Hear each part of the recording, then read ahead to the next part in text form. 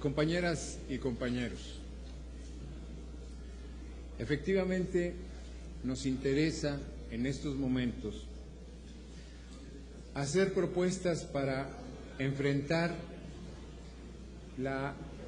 esta descoordinación que estamos teniendo, tanto en las cifras que se han dado, como tomar medidas en lo posible junto con el gobierno federal y por supuesto los gobiernos de los estados, con el propósito de atender no solo la emergencia sanitaria que tenemos.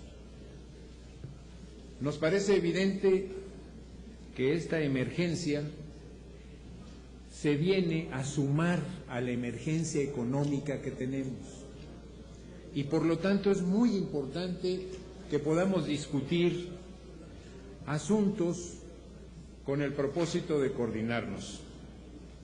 Hay declaraciones de funcionarios, por ejemplo, el señor Miguel Ángel Lezana, director general del Centro Nacional de Vigilancia Epidemiológica y Control de Enfermedades, que ante una pregunta concreta que le hace un reportero del periódico El País, oiga, ¿por qué no llevan ustedes mascarillas? Y él contesta, porque la posibilidad que tienen, esa porosidad que tienen, permite fácilmente el paso de las partículas y porque además es muy poco viable que el virus pueda transmitirse por el aire sin estar en contacto con ninguna superficie. Y entonces, la siguiente pregunta también es obvia. ¿Por qué se han repartido millones de mascarillas? Bueno, es más una demanda de la población que otra cosa, dice el funcionario más importante de epidemiología de la Secretaría de Salud. ¿Qué estoy diciendo? Necesitamos tener una idea real de las cosas que están pasando. Tenemos informaciones como estas. De pronto aumenta a 42 el número de muertos, pero también nos dicen que hay 79 casos que se perdieron. ¿Qué quiere decir? Que ya no vamos a poder saber si eran casos con el virus o no, porque tenemos un problema obvio de cifras. ¿Qué nos interesa? Nos interesa que podamos en esta emergencia hacer dos cosas. Primero, frenar la emergencia en el menor tiempo posible y por lo tanto coordinarnos todos. Es fundamental que logramos parar los contagios y que podamos empezar a tener una disminución no solo de las muertes, sino del número de contagios.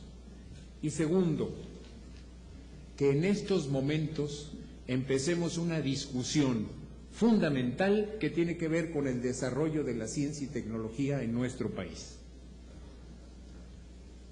Nosotros hemos sido autosuficientes y no solo eso, exportábamos vacunas a otros países del mundo. Y de pronto nuestro sistema lo fuimos abandonando. Hay hospitales increíblemente importantes, como el Hospital de Enfermedades Tropicales, que de pronto desaparece. Y los núcleos de investigación, solo había dos, el nuestro y uno en Inglaterra en los 50.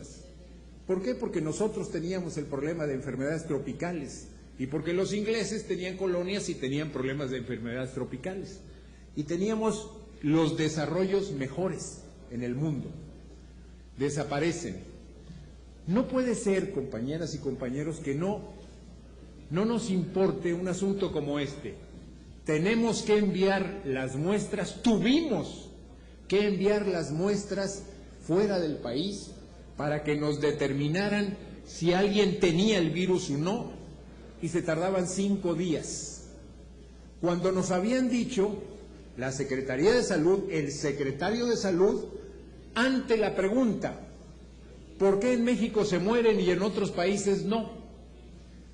Y dijo, porque aquí llegan tarde a los hospitales. Si llegan después de las 48 horas, es un asunto gravísimo. Pero si resulta que nos tardamos 5 días en decirle si tiene el virus o no, pasan las 48 horas. Ese asunto es fundamental. Por eso, por esas razones, nosotros queremos proponer lo siguiente. Primero, se solicita al titular del Ejecutivo Federal establecer una mesa de trabajo con el Congreso de la Unión ante la emergencia sanitaria provocada por la aparición de un nuevo virus de influencia humana que permita generar respuestas institucionales conjuntas y se sienten las bases de un sistema de prevención de epidemias en nuestro país.